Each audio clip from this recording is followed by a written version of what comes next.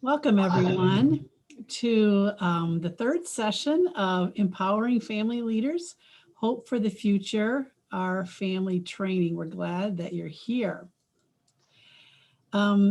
This training is sponsored by Iowa Family Leadership Training Institute that makes its home in child health specialty clinics, the Division of Child and Community Health at the University of Iowa's Stead Family Children's Hospital. IFLTI is in its 6th year now and has graduated over 60 families from our 4-session formal training. In addition, we offer regional and virtual hourly training sessions like these. We're going to pause now for Adrian to share with our Spanish speakers how to access the interpretation channel.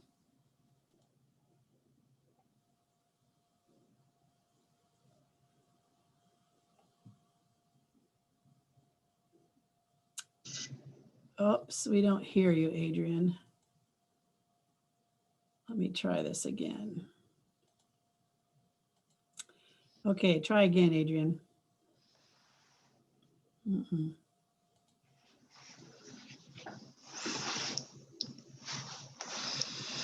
Okay, try again.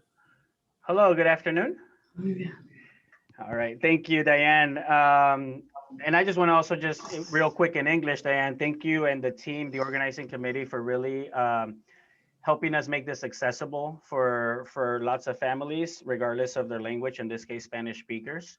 I think we all know that in medicine and disease processes do not discriminate, and I appreciate you guys making this accessible for all of our families. And so thank you. Entonces, hola, buenas tardes a los que están participando en esta presentación en español. Hoy yo les voy a ayudar con la interpretación de estas presentaciones de señora Dairin y señor Derek. Aquí en la pantalla ustedes pueden ver quizás cómo cómo entrar al canal de español. Lo que va a pasar es, Diane me va a poner en un canal aparte donde vamos a estar viendo la presentación en vivo y ustedes van a poder escuchar más bien mi interpretación de la presentación simultáneamente en vivo. Entonces, si ustedes pueden hacer clic allá abajito, creo que esa mano derecha o izquierda en la parte inferior de su pantalla, hay un botón o debe de haber un botón que dice interpretación. Apretenle ahí y van a ingresar al canal donde van a escuchar mi voz primariamente con la presentación un poquito más calladita. Thank you, Diane. Okay, here we go. I'm putting Adrian in the interpretation channel now. You have...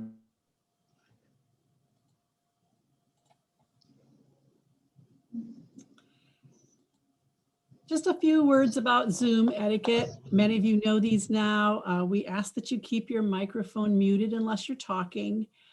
Keep your video on if you're comfortable. It's easier to present to people we can see. If you have questions for the speaker, please use the chat feature. And if you're a Spanish speaker, Adrian will interpret those for me and I can grab them. And then at the end, we'll have a question and answer period and I'll gather those questions. So today we want to hear firsthand accounts of overcoming barriers to care for children and youth with special healthcare needs, so that we as leaders, as family leaders, might grow in our awareness and be more effective leaders for all families. Our first speaker will be Dairin Loven. She is a pastor and recent graduate of 2 programs, her college degree, and also the LEND Disability Training Program. Originally from Guatemala, Dairin lives in Iowa City with her family. And in addition to her ministry role, she works with I See Compassion that provides a number of services to immigrants and refugees in the Iowa City area. She is the mother of an 18-year-old son with autism. She leads a Hispanic support group of parents of children with special healthcare needs, and she's committed to connecting families to resources and to each other. And our second speaker will be Derek Willis. He is the director of Iowa's USED, that is the University Center for Excellence in Developmental Disabilities. This is housed in CDD, the Center for Disabilities and Development here on our University of Iowa campus. Derek is driven by core values of diversity and equality.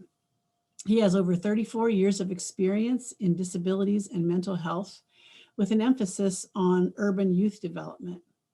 Derek's work in urban communities created change in the lives of individuals, neighborhoods, organizations, and systems in Missouri. He is currently working at the national policy level to influence change related to cultural and linguistic competency. Derek has a master's degree in public administration from Park University in Kansas City, Missouri, and he's no stranger to Iowa because his undergraduate degree is from William Penn University in Oskaloosa.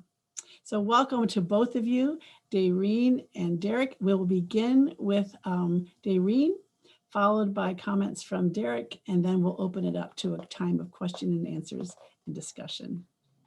Welcome, Dayreen. Thank you, Diane. As she's saying, my name is Dayreen Lovan, and today I'm just going to present a little bit of my who we are, and also about a little bit about my own culture. I'm a Latino. I also what a privilege, because as Diane was asking, do you want to do it in English or do you want to do it in Spanish?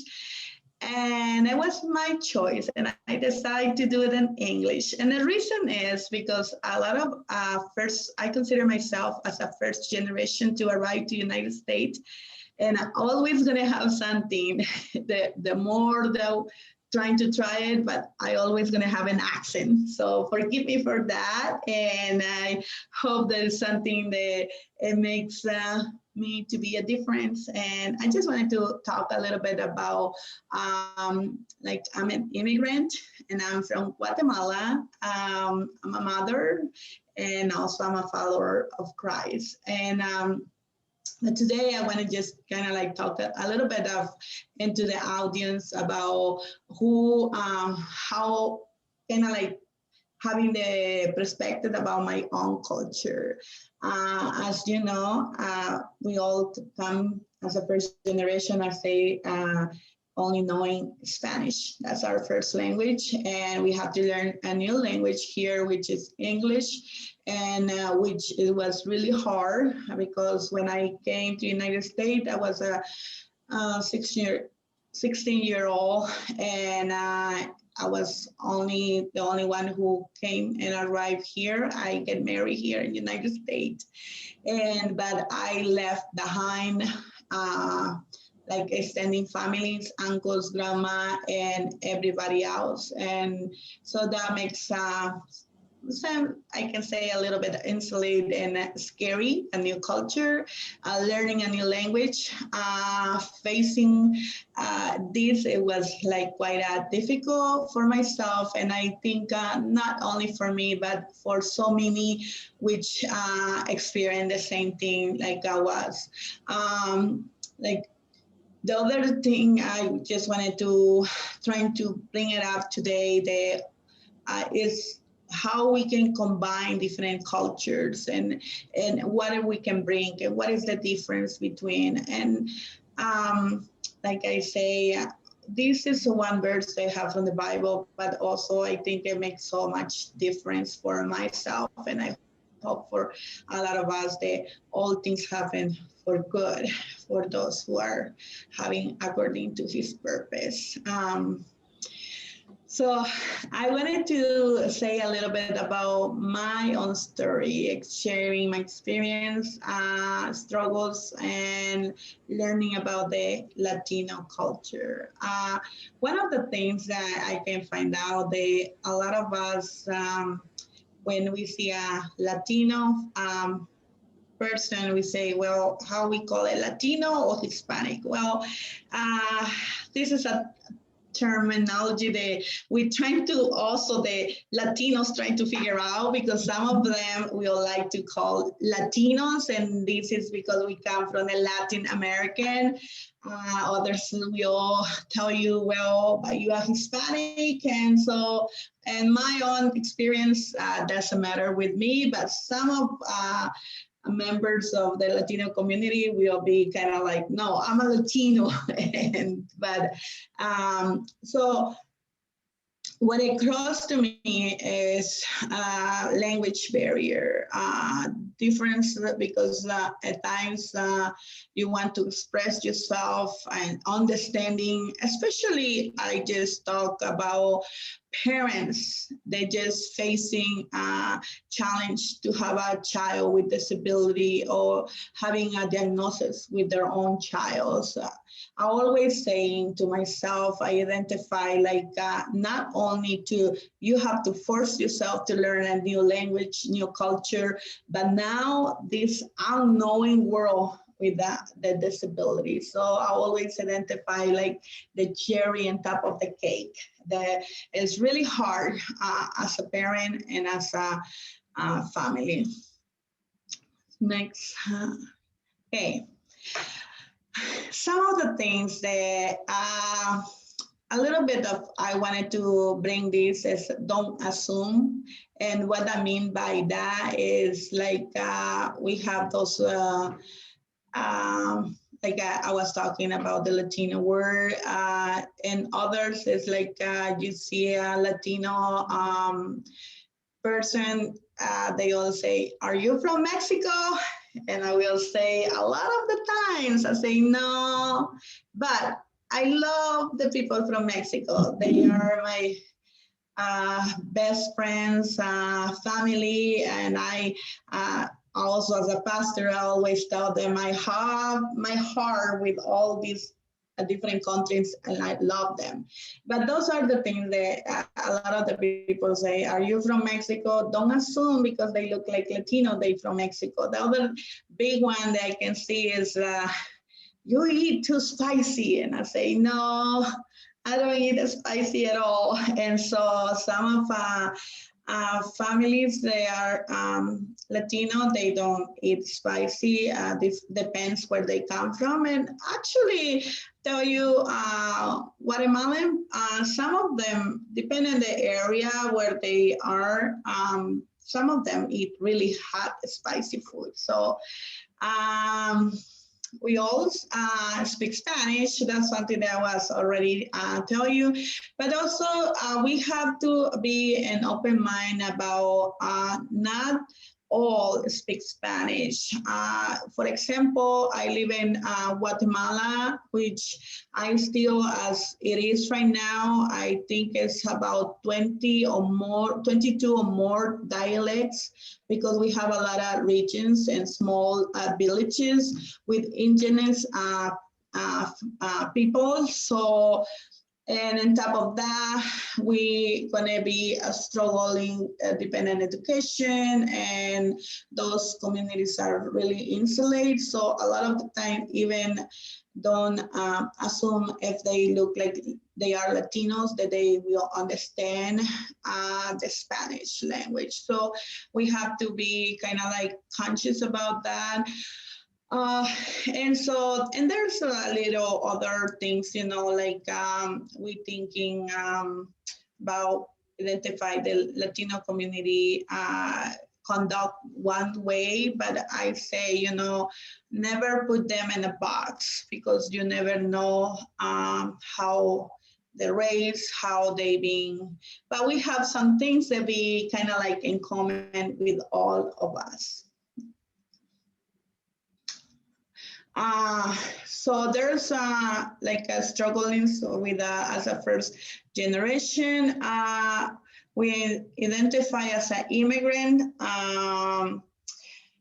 Also, you know, like I was mentioned before, we all come maybe only with our husband or kids. It's kind of like really narrow, or without parents, and it's really hard. So I always, when I have opportunity to have this really in mind, because it's really important for us. Family is huge component of our culture. We love to be, you know, as we all, I think as a human, we always love to be around our families, extending family, especially I believe when we go through hard struggles. And a lot of the Hispanics don't have that, but it is a vital, it's really important for us.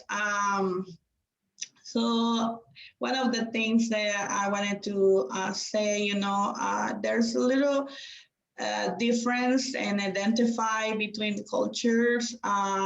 We have the first generation, and why I say always the first generation, well, the second generation is our kids who are born here, and they also have our own roots, background, culture, but also they learn and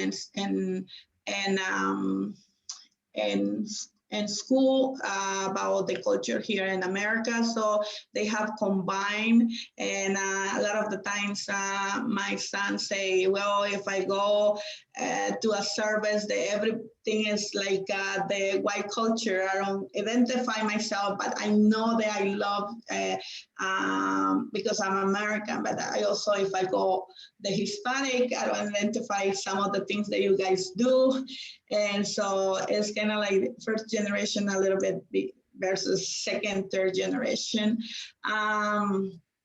So some of the things that we identify when a Hispanic or Latino arrive, they arrive because they will scream and talk loud and giggling and be happy, and and some of the things that we identify in our culture too, if our kids are still not married, for us, they have to live with us until they get married.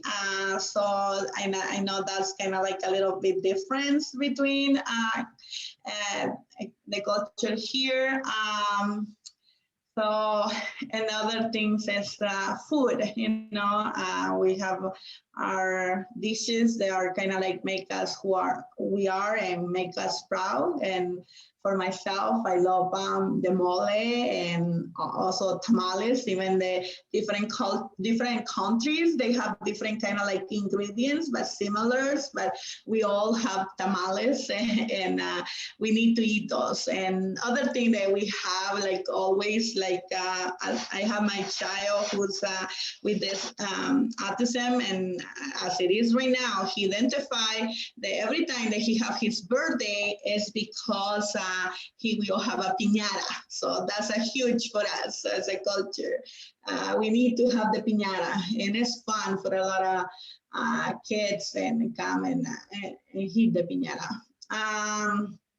So viewing the kind of like the perspective of having a child with disability, a lot of the times, I experience myself and also talking with many other families to identify the same thing. It's like the culture kind of like put you into it's been punished by God. God just forget about you. Maybe you were so bad that God give you this as a curse. And so as myself, I remember it took me like at least I say good 6 months before I tell my mom my son has autism and he cannot talk and he maybe never will be independent by himself. And it was a shame, but because I believe that a lot of the time we the Latino culture is really love faith, love the Lord, Catholics, Christians. But also I believe the kind of like that sense of God don't love those who has disability, and I think a lot of those is because of lack of understanding or lack of education. I still remember as it is right now, talking to my mother the other day. I come from a little village, which right now it was like a child that they still put him in with chains, and he's still insulated from school and from the community. So a lot of the community don't know how to see mental health or people with disability, and they just kind of like push them away. So that's kind of like really hard to experience and back home. So as I was talking in the beginning, it's really insulate, and I believe the not having who to talk with. One of the things too is like as other parents or as other culture, we always looking for trying to help for our children. So I remember one mom was talking with her as she had her diagnosis with her child, and she called back home and say, I need help. Well, they just tell her, just give her bird seeds, and that's how he's going to start talking. And so, but you have to understand, you know, we always feeling like we need to know how to connect with families, how connecting back home and bringing the help that we need. Using medications are another one is really hard. A lot of the times back home, they tell you if it's a drug, you put them in drugs. And so it's a lot of carrying burden of shame about I don't doing the right thing. They're gonna judge me if I do this. If having a child with disability is hard enough, but also at times people don't know where to go get questions and how to get an answer. So I always saying identify those families and trying to understand them, not judge them, and how they act and why they acting that way. How I can make a difference. One of the things that I wanted to get today is just welcome this community are here. We cannot deny. We are increasing every day, more people coming. So be welcome to all, be open with our, even with our culture difference and barriers. People is still people and need to have that community and not, and I don't say not come off as a rude. I don't say that we, at times we do it with a purpose, but sometimes if we don't know, we can hurt somebody's feelings and because of our different culture. Was like 2 weeks ago, I was experienced this where I went and they say, do you need a translator? And I say, no, I can talk to myself and with the accent and trying to figure out how I'm gonna place my thoughts. And he go back again like 10 minutes. Do you need a translator? And I say, no, I'm okay, I can do this. And so give time to people sometime. Maybe it's not about the translation. It was like the response that you don't have the response that you need, but a lot of the time give time to process the information as you present it to them. And then we can be respectful to the culture and to the understanding. I remember for myself, I end up to until my son was 8 years old when I say he needs medicine and he can be using medicine. But remember, he was only 3 years old when he was diagnosed with autism and all this other combo. I say the combo. But until he was 8 years old, I decide and I say it is time. But because it takes time to process.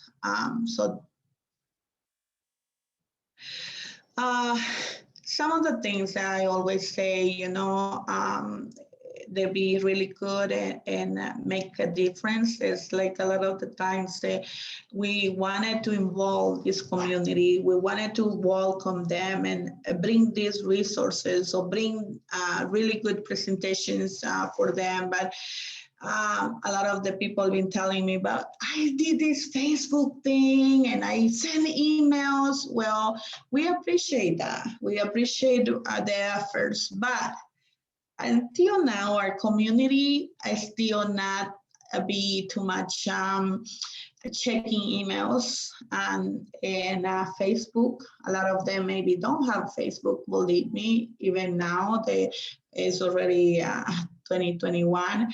But and also it's kind of like more trusting. Remember, we don't have families here, so we need that relationship. We need a family environment. We need to know that you really care and we can trust you, and that way we can build up that bridge, building that relationship between our cultures, and not knowing they are going to be judged or the way how I look, the way how I act. So be sensitive to those things. Another, I wanted to next allow to get time to get together, visit. I know that sometimes we have to be in schedule and we have to be really structural.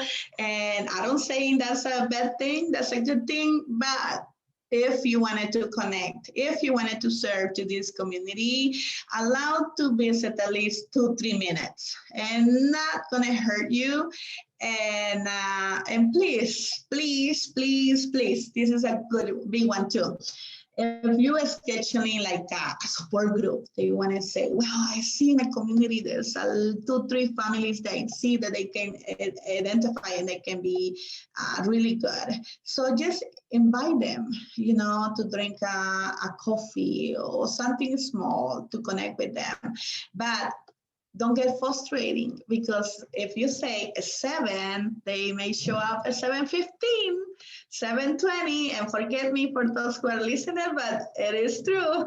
But identify other cultures take at least like 45 minutes or so. So 15 minutes is still a good schedule. And this is not only I talking to those who wanted to connect with this culture, but also for teachers and doctors that are really important and vital for us. So if you're gonna do a meeting that starts at 7:30, tell them to be there 7:15. And so that way we're rushing and be on time. And that way you don't get frustrating. So the other huge thing too, sometimes we wanted to connect with this family, but instead of going to the library, I will be kind of like saying, let's choose a park.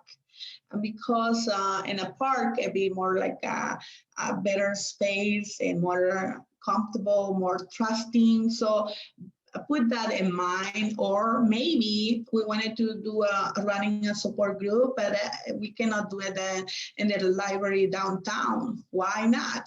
Well, it's really convenient for everybody. Yeah, for everybody, but maybe not everybody can drive to downtown, and that will put them in kind of like in danger if something happened, and maybe like the police and ticket. So be conscious about those things that maybe it don't make any difference to you, but for this culture it is. So and that's how you kind of like connecting with this family. Like I say, be open. Maybe you say, well, I've been seeing, identify in my community that I can help, but I don't know the language. So you can always, if you want it, there is a way. We will finding a way, and you can ask for help, you know, with a CHSC or Grandwood AEA, which they all often they have providing translations or have translators that they can help that help with that resource. And one big thing. Every time that you have a meeting or you've been invited to a meeting with a Hispanic, please, please, please, just take a little bit of, maybe it don't have to be too much, but just eat a little bit of whatever they serve you, because that brings us connecting, that brings us family, that brings us community. So that's all. I don't gonna talk no more, and I thank you so much for listening to me. Thank you so much, Irene. You've given us so much to think about and such concrete examples of how we as family leaders can reach out and include all families in our leadership events. Because as you know, as you said, disabilities are part of all cultures, not just one. We'll switch to Derek now. Welcome, Derek, and we'll have questions later, Irene. Good afternoon, everyone. And just before I begin, I just want to say how much of an honor it is to serve on a panel with Dayreen and to listen to the things that she says. I'm always struck by the similarities. You know, a lot of times we focus on differences and diversity and all of that, but I think in many respects, when you look at the core things of individuals, you'll find that there's a lot of similarities. And I was laughing at some of the things that she said, because in my culture, I identify as African-American, and I'm going to talk a little bit about my experience where I'm from, because in this country, where you're from does matter. As I talk about that, I'll share some things that I see as similarities with some of the things that Dayreen was saying with the African-American culture. Again, you have the same things. Some people like to be called Blacks. Some people like to be called African-Americans. I don't think they use the term Negro that much anymore, but that if you're born in the 50s and the 60s and the 60s like I was, in the 70s, it still was a term that was used to describe individuals. And if you look at historical papers, it'll have Negro on there, but I think right now the term is Blacks, but a lot of people say African-American. But when you use that term, you assume that everybody has African descent is from America, and that is not the case. I look at Iowa City as an example. You see a person that looks like me, and you assume that he is Black, and you assume that he is African-American, but there's a population here from Congolese, Sudanese, strong presence in this city, and they're different, and so they would not want to be called an African American, and so respecting that. So just again, similar terms in terms of what people want to be called and what is appropriate to call. I put this picture up because I want to tell you a little bit about where I'm from. I'm from a small town in mid-Missouri. Had Southern flavor to it. It had more of a Southern culture to it. And so I was born and raised in a segregated culture. This is the house that I was raised in. And as I was taking this picture, I was looking around, and you can see that there's a lot of vacant lots now. So the community in which I was raised in, born and raised in, it looks totally different now.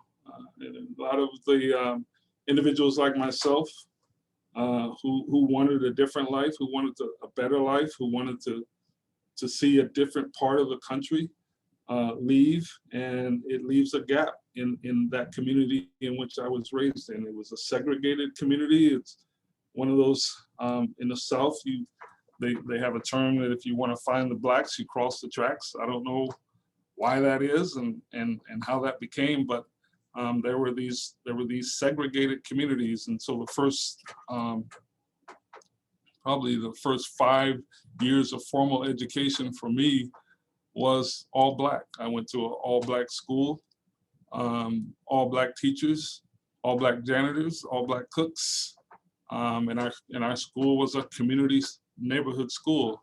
Around the mid-70s, the Desegregation Act was instituted, and school districts were going to lose money if they continue to have segregated ways. And so what happened in my community was that our school, that was our school in our community that was all Black, was closed down, and we were bused to different schools in neighborhoods that we had very little familiarity with, because we never really had to leave our neighborhood. We had one grocery store, we had many liquor stores, and we had many churches in our community as well. But very seldom did we interact across the tracks. And there was expectations. I mean, your identity is developed by where you're from. And that's why I wanted to just spend a little bit of time talking about where you're from matters in this country. And so where I come from, there was this expectation that no one from the North Side was ever gonna be about anything, or I believe that there was determined conditions for people of color in this community, and most of it was a factory worker, or there was a lot of individuals that just did work, cutting grass,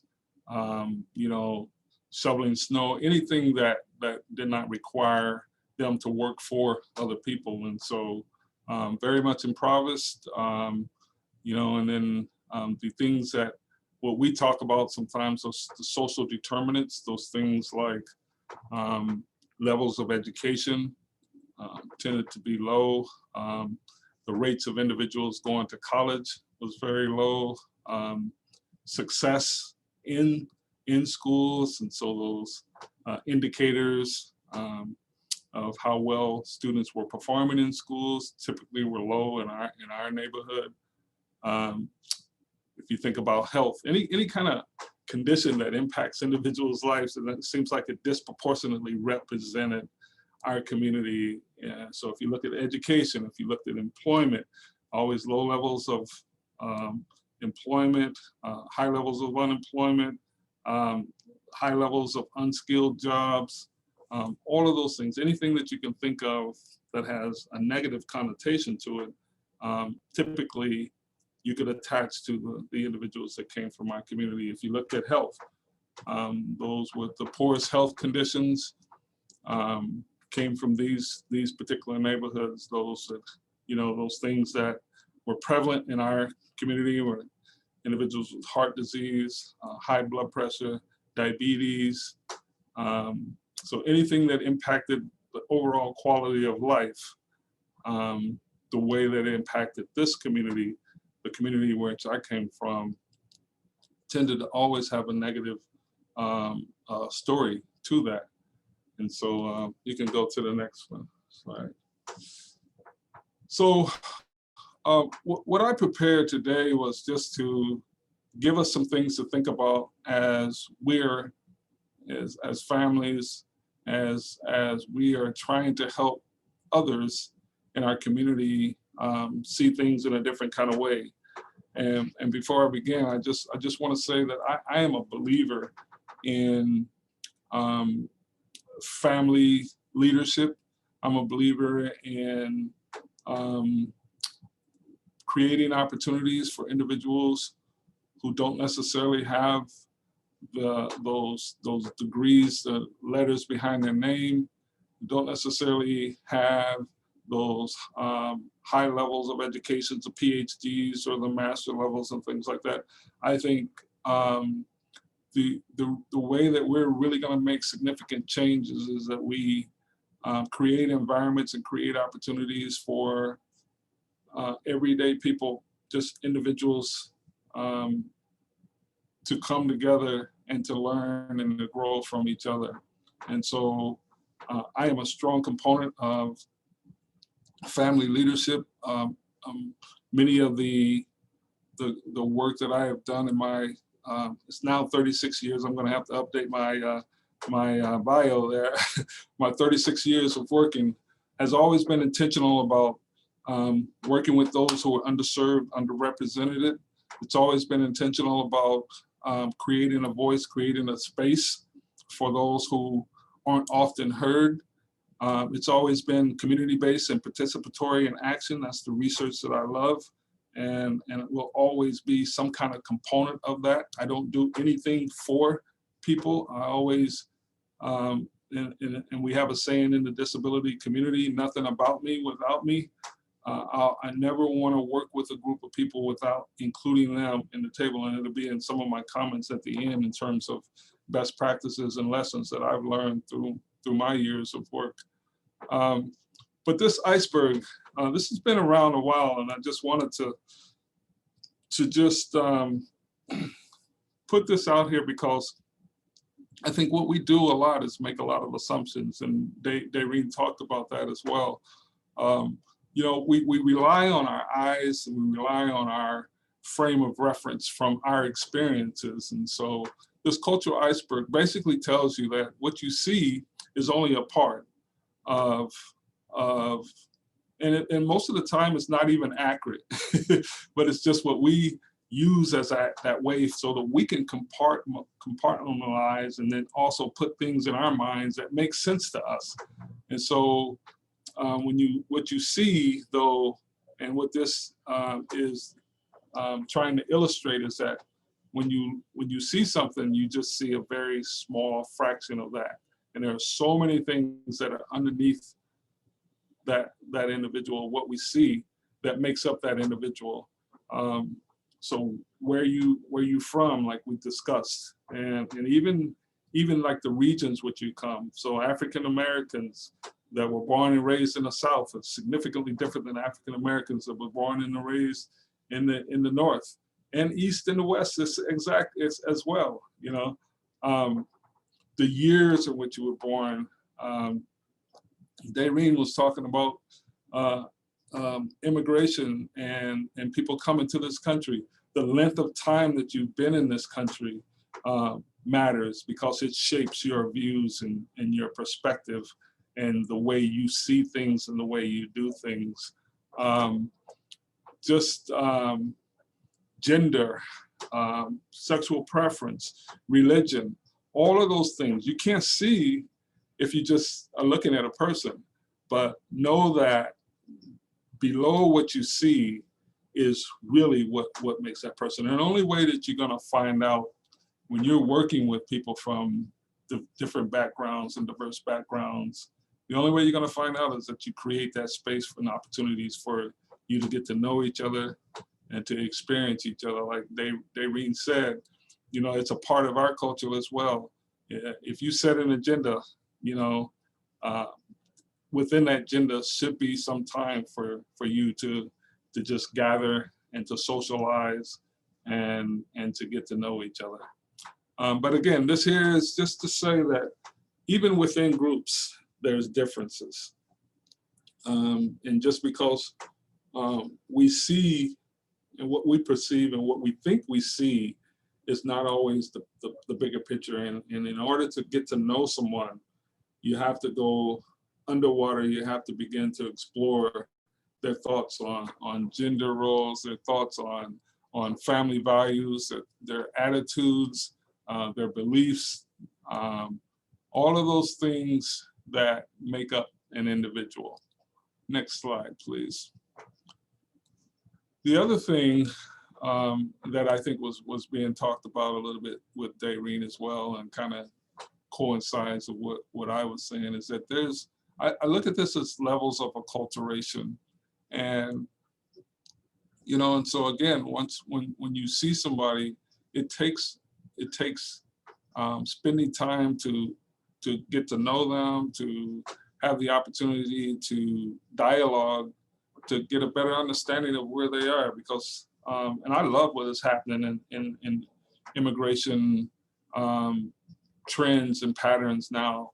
A lot of people are coming here, they're holding on to their traditions. They don't want to, what a lot of people used to do in the 60s and the 70s, they called it a melting pot, assimilate into American culture.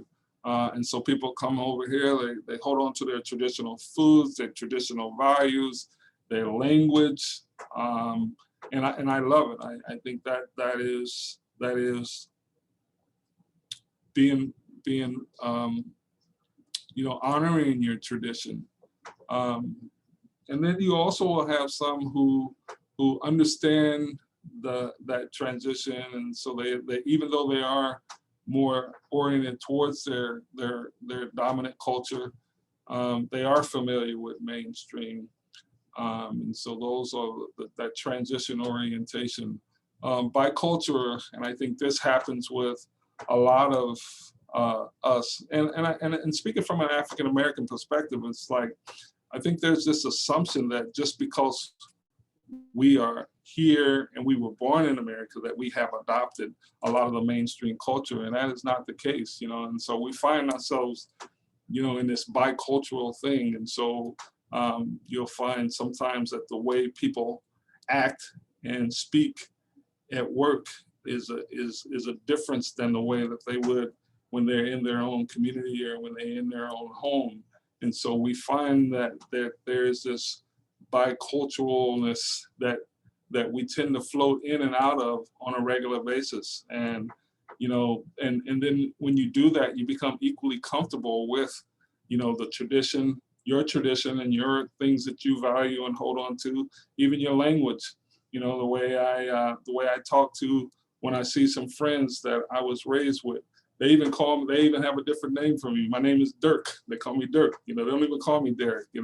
And when I talk to them, it's a different language than it is when I'm presenting, like today, and talking in a professional environment. And so you'll find that there are a lot of people from diverse backgrounds that are bicultural. And then there's some who tend to what they call there's different names for them, particularly in the African American community. They say they might be called a sellout or that they crossed over. There's some who just adopt the mainstream culture and almost act as if they're ashamed of their own culture, and they accept the other culture more than they do their own. And so that's someone who's totally assimilated.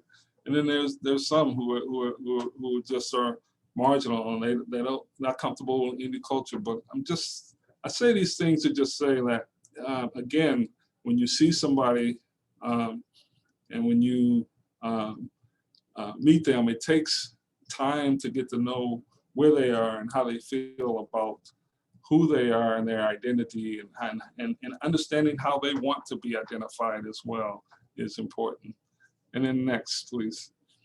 I put this up because I always talk about equality and equity, and I think that for many years we've been fighting for equality, and I think from what we experienced in the past year with all the the civil unrest, and you hear the whole movement around Black Lives Matter, and everything that happened that really kind of, you hear a new term called woke now. There are people who are woke, corporations who are woke now, that from my perspective, I think always knew that there was this inequity that existed, but was unwilling or incapable or uninterested in doing anything about it. And so, but they say you have equal opportunity.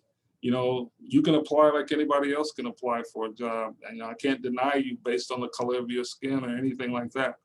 But what we didn't understand is that people started at a different place, and so we can talk about equality, but until we start putting together an equity framework and start defining what equity means, we won't see much of a difference, because we've always had these rights, these laws and rights that talked about equality. You must have equal access to education and things like that. But when you start getting into equity, it is really kind of meeting people that and understanding that they start at different levels, and giving them the support and the assistance that's needed based on those circumstances and the things that they have experienced. And it is also about leveling the playing field.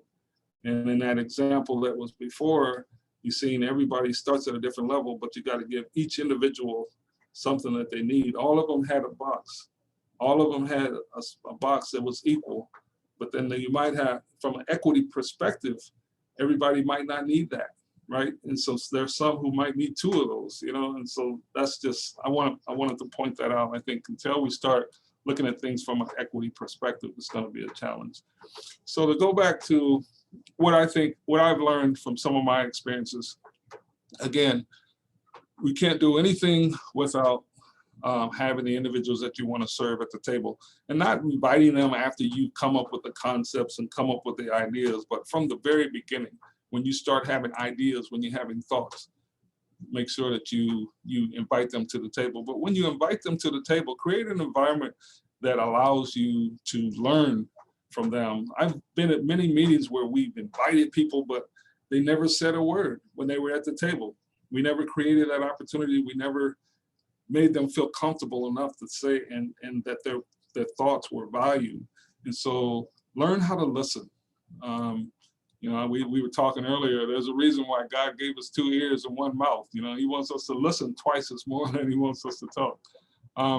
And just also model the behavior that you expect. You know, I was thinking about what Daireen was saying in terms of, you know, the timing and things like that. You know, yes, you have to be flexible when you're dealing with diverse populations, but also if you have expectations, they're looking at what you are doing, and so you have to model that behavior that you expect.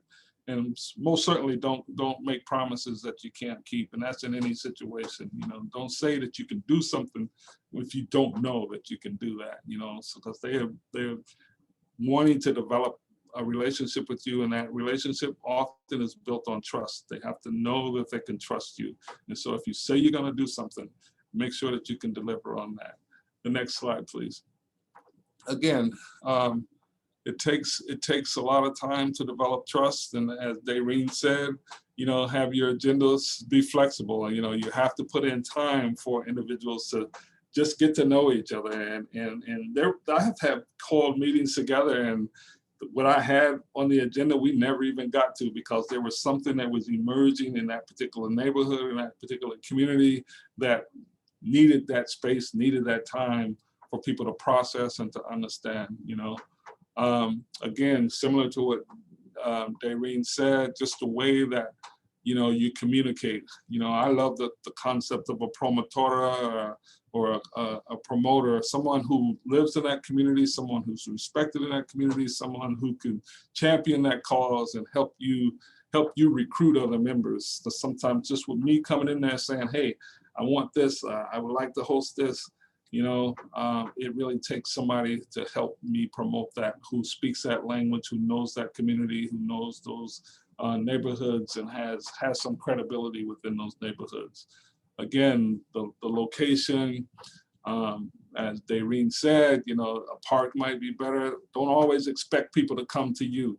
You know, don't always have it in our ivory towers of our universities or our downtown offices and everything. Go to the communities. You know, I ran a support group in Kansas City, and I you know, after about 3 meetings, they told me, they said, we like your building, but we would rather have it in our community. And we went to the basement of a church, and, you know, and they told me that we like your food, but we'd rather bring our own food. And they used to bring potlucks. And so just understanding that location, even the day of the week, you know, making sure that you're not touching up against religious days in the African-American community.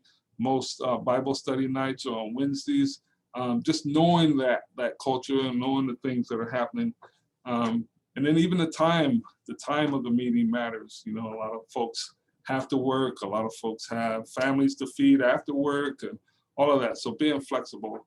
And again, lastly, just establishing how you reach consensus, because you're gonna run into challenges. You're gonna run into barriers. So how do you make decisions when you bring folks together? Having some ground rules that really kind of help understand. You know, they might not agree with where we're going, but at least they can live with that. And so understanding how can we move forward together as a team, even though we have differences as well. It's important. So with that, that's all I had. So I appreciate you all giving me the opportunity to just talk a little bit about